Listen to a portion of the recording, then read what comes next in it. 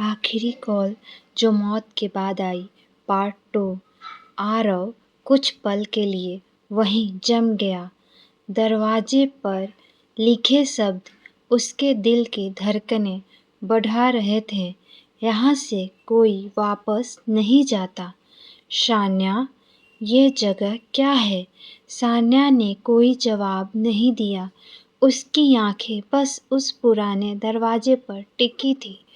धीरे धीरे उसने दरवाजे को धक्का दिया। चूं! दरवाजे खुलते ही अंदर से बर्फ जैसी ठंडी हवा का झोंका बाहर आया। कमरे में घना अंधेरा था। आरव ने मोबाइल की टॉर्च जलाई। जैसे ही रोशनी कमरे में फैली, उसके होश उड़ गए। दीवारों पर सैकड़ों तस्वीरें टंगी थी और उन सभी तस्वीरों में एक ही चेहरा था, सान्या। कुछ तस्वीरें बचपन की थी, कुछ कॉलेज की और कुछ ऐसी थी जो उसकी मौत से कुछ दिन पहले की लग रही थी। ये सब किसने लगाया? सान्या की आवाज़ कांप गई। जिसने मुझे मारा? अचानक कमरे के एक कोने से किसी के रोने की आवाज़ आने लगी। आरव ने टॉर्च उस तरफ घुमाई। वहाँ एक पुरानी लकड़ी की मेज रखी थी। मेज पर एक डायरी पड़ी थी। सान्या ने तुरंत डायरी उठाई और आरव को दे दी। यही सच है। आरव ने डायरी खोली। पहले कुछ पन्ने खाली थे, फिर अचानक एक पन्ने पर लिखा था, अगर कोई यह पढ़ रहा है तो समझ लो मैं मर चुकी हूँ। आरव की उंगलियां कांपने लगी। उसने आगे पढ़ना शुरू किया। मुझे कई दिनों से लग रहा है कि कोई मेरा पीछा कर रहा है। वो हर जगह मुझे देखता है, मेरी तस्वीरें खींचता है, लेकिन जब मैं उसे पकड़ने की कोशिश करती हूँ, वो गायब हो जाता है। आरव ने घबराकर सान्या की तरफ देखा। तुमने मुझे पहले कभी बताया क्यों नहीं? सान्या की आंखें झुक गई। मैं तुम्हें डराना नहीं चाहती थी। आरव ने अगला पन्ना पलटा। उस पर सिर्फ एक नाम लिखा था, विवान। आरव के हाथ से डायरी लगभग गिर गई। विवान, मेरा दोस्त? सान्या कुछ बोलती उससे पहले कमरे की सारी तस्वीरें एक साथ दीवारों से गिरने लगी। धड़ाम धड़ाम धड़ाम। पूरा कमरा कांप उठा। मोबाइल की टॉर्च झिलमिलाने लगी। तभी पीछे से एक जानी पहचानी आवाज आई। इतना भी क्या जानना था आरव? दोनों ने एक साथ पीछे मुड़कर देखा। दरवाजे पर एक आदमी खड़ा था। बारिश का पानी उसके कपड़ों से टपक रहा था। उसके चेहरे पर अजीब सी मुस्कान थी। वो था विवान। आरव की आंखें फैल गई। तू यहाँ?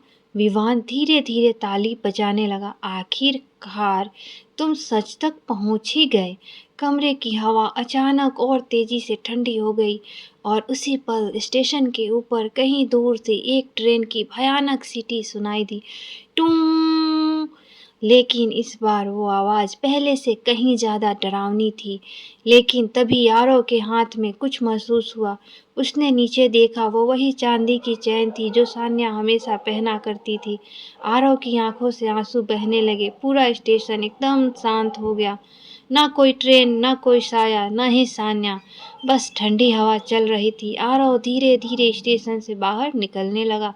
लेकिन जैसे ही वो मुख्य गेट तक पहुंचा, उसे पीछे से किसी लड़की की हंसी सुनाई दी। वो तुरंत पलटा, लेकिन वहां कोई नहीं था। उसने खुद को समझाया, सब खत्म हो चुका है, और वो वहां से चला गया। अगली सुबह पुलिस ने पूरे ने केस को दोबारा खोला।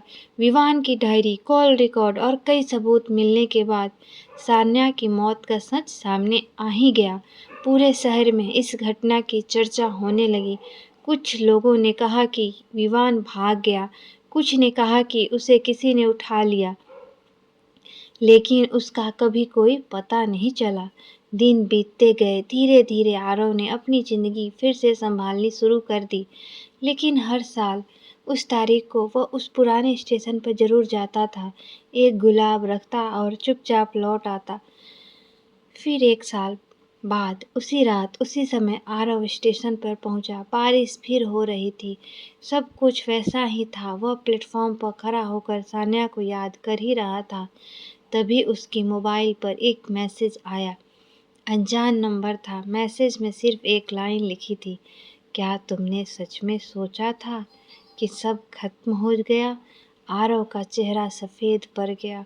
उसने तुरंत नंबर पर कॉल किया, लेकिन उधर से सिर्फ अजीब सी खरखराहट सुनाई दी। फिर एक धीमी आवाज़ आई, प्लेटफॉर्म नंबर 2 पर आ जाओ। आरव का दिल तेजी से धड़कने लगा। ये आवाज़ सान्या की नहीं थी, ये किसी और की थी। कांपते कदमों से वह प्लेटफॉर्म नंबर 2 की तरफ बढ़ा। वहां पहुंचकर उसने देखा, धुंध के बीच एक आदमी खड़ा था। फटे हुए कपड़े, झुका हुआ सिर और चेहरे पर डरावनी मुस्कान। जैसे ही उसने अपना चेहरा ऊपर उठाया, आरव की चीख निकल गई। वो विवान था, लेकिन उसकी आंखें पूरी तरह काली हो चुकी थी और उसके पीछे वही काली ट्रेन एक बार फिर खड़ी थी। To be continue. अगर आपको मेरी स्टोरी पसंद आती है तो लाइक एंड कमेंट करके ज़रूर बताएं, और अगर आप मेरे चैनल पर पहली बार आ रहे हैं तो सब्सक्राइब करना ना भूलें। Thank you.